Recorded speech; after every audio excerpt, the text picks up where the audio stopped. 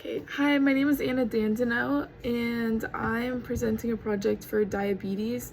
My audio recording wasn't working and I couldn't get it, so I'm making a video. Hopefully this will be okay for the audio. So I'm presenting this as a high school class, or to a high school class. Okay, so what is diabetes? Diabetes is a chronic disease that occurs when the body cannot properly function or cannot properly regulate blood sugar levels. There's two types of diabetes. Type 1 diabetes is when the pancreas does not make insulin because the body's immune system attacks the islet cells in the pancreas that make the insulin. This is like an autoimmune disease. And then type 2 diabetes, this type of diabetes is caused by the body being resistant to the insulin produced or not making enough insulin to control blood sugar levels. And this one is more common and related to having too much body fat. The spread of diabetes in the United States, I listed a bunch of numbers.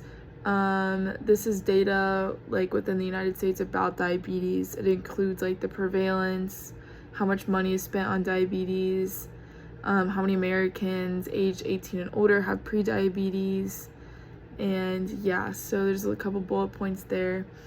And then I also have described the toll it can have on human life and the economy. As you can see, we spend $412.9 billion on diabetes, on diagnosed diabetes. And then on human life, like the life expectancy is reduced. People with diabetes, they have higher risks of health problems with the kidneys, heart, and nerves, and this can lead to a stroke or heart attack. People with diabetes, they should have like regular checkups with their doctors and screenings. They should be managing and keeping up with diabetes, which can be hard and overwhelming. And there's a couple more bullet points listed. And then distributing factors to type 2 diabetes, which is called adult onset diabetes, but is no longer adult onset diabetes. At least that's no longer recommended for the name. The causes and factors of type 2 diabetes are like your genetics, your diet, your lifestyle, if you have like an inactive lifestyle, family history, race, age, and obesity. And then the reason it's no longer called adult onset diabetes anymore is because it's not like, it can be common in children too now, which is sad, but it's the truth. Diabetes is occurring at a rapid rate and it's affecting like young adults too and young children. A study showed that a child as young as 3 years old was diagnosed with diabetes.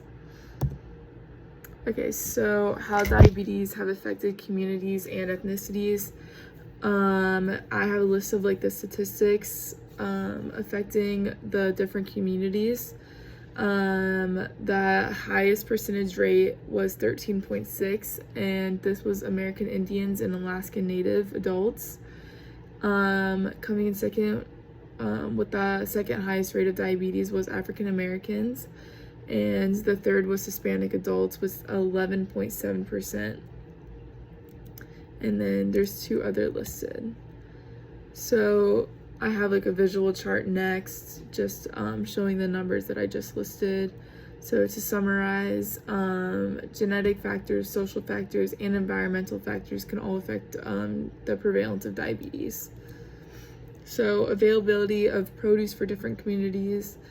I have a lot listed here. So for Native communities, American Indians living in rural areas are often limited to produce, so they are frequently restricted to only fast food, small convenience stores, and grocery stores. Most natives rarely have access to their traditional food, and they have limited supply of high-quality produce and low-fat foods. This is restricting them, and this also increases the rates of obesity, which in return increases the prevalence of diabetes within the Native communities. African American communities in the US are experiencing food security, which is basically like the unavailability of sufficient food with adequate quality or to like meet someone's basic needs.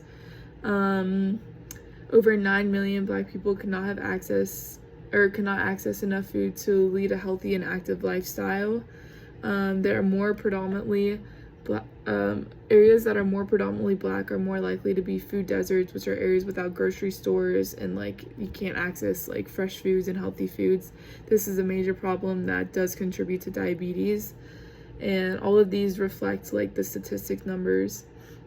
Then Hispanic communities, large Hispanic communities live in areas with limited access to grocery stores, as just described. That's like a food desert. The chances of developing diabetes is prevalent in the Hispanic community due to the lack of produce options. And then a like stat that I saw was about Hispanic neighborhoods, particularly in non-urban areas, have about 1/3 fewer chain supermarkets, but more convenience stores than non-Hispanic neighborhoods. Asian community, there's not a lot of like attention and studies on Asian communities and their availability to produce, but there is a model and it's called model minority, and it leads to the assumption that many or few Asian Americans have trouble affording and accessing produce and fresh foods. And then white non-Hispanic communities, they have more availability and access to fresh food and produce, and this is evident in the statistics as they had like the lowest prevalence of diabetes in white communities. Okay, incidence of diabetes. I compared the US to France. These are both developing countries, or well-developed countries, and the incidence for the US was about 5.9 per 1,000 people are diagnosed with diabetes, but this is only for 18 years and older, and this is the latest one that I found, and it was in 2019. And then for France, it had both like the genders, the incidence for each gender. So men was 9.7 per 1,000 person, and then women were 6.2 per 1,000 people. And then this has decreased. Men were 11 and women were 7.2 per 1,000. So France is only one example of a developed country with diabetes and how they're handling it. So this is how France is dealing with their diabetes. I wrote a paragraph, but I'll just read a little bit. So in France, the insulin is free and available for all people like dealing with diabetes.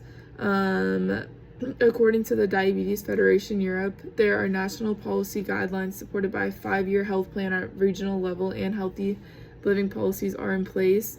There's also like education programs available for people with diabetes so they can like learn more about it and understand like their conditions.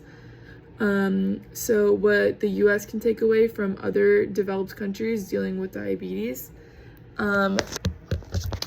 the US can learn from their experiences. They can observe protocols and treatment programs that other countries have used or done, and if it works, for example, like France's has worked, or their diabetes programs or treatments have worked because their incidence rates are like lower. So we can use this as an example of what maybe we could do, or we could adapt, and maybe we could try policies or treatment plans that work for other countries. So how can we avoid diabetes? Currently, there's no prevention for type 1 diabetes. It's an autoimmune disease, so we can't prevent it. But there are precautions for type 2 diabetes. This includes maintaining a healthy lifestyle, seeing your doctor, and just having education and awareness, because not enough people have it. And then how can we advocate? We can spread awareness. This can just be by social media, flyers, posters, or just telling your neighbor or your friend what you learned about diabetes. We can push for healthy food options for schools, like in the cafeteria. We can promote and support physical activity. We can make runners clubs at schools or like in our own neighborhood. And we can set the standard for your peers, meaning like we can just lead by example to live a healthy lifestyle and show what that looks like. And these are my resources. And that's all today for diabetes.